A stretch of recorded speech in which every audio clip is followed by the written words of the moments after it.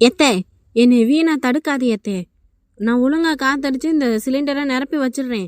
அதுக்கப்புறம் நமக்கு தேவைப்படும் போதெல்லாம் இந்த மாதிரியே பண்ணிக்குவோம். அடி ஏண்டி உன் மண்டையில் மூளை தான் இருக்கா இல்லை களிமண்ணை இதுக்கு வச்சு அந்த ஆண்டையும் பறிச்சு விட்டானா? மூளை இல்லாதவ மாதிரியே பேசிக்கிட்டு இருக்க. இதை வச்சு எப்படி சிலிண்டரை காத்தடிக்க முடியும்? அது வேற காத்துடி. புரியுது தே, இப்போ நல்லா புரியுது. எங்கே நான் இந்த காற்றடிச்சு நான் இந்த சிலிண்டரை யூஸ் பண்ணிட்டா எல்லாரும் என்னை தூக்கி வச்சு கொண்டாடிடுவாங்களோன்னு உங்களுக்கு ஒரு பயம், அதுதானே?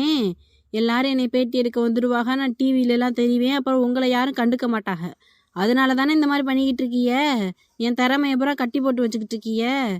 திறமையை கட்டி போட்டு வைக்கிறேனா? இது திறமை இல்லடி. உனக்கு சொன்னாலாம் புரியாது, நீ பட்டாதான் திருந்துப்ப. ஆமாத்தே, என் திறமையை பூரா நீங்கள் கட்டி போட்டு தான் வைக்கிறீங்க.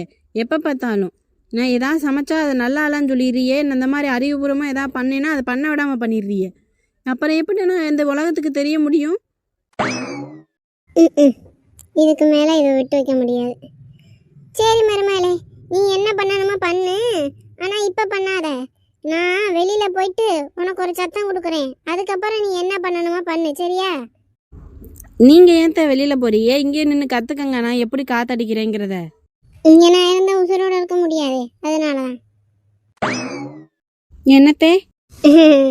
ஒன்றும் இல்லை மருமகளே, நீ வந்துட்டு உன் திறமையை நீ மட்டும்தான் வச்சுக்கணும், வேற யாரும் கற்றுக்க கூடாது.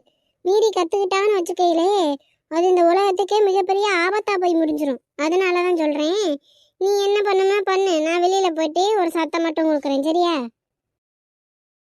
மருமகளே ஸ்டார்ட்.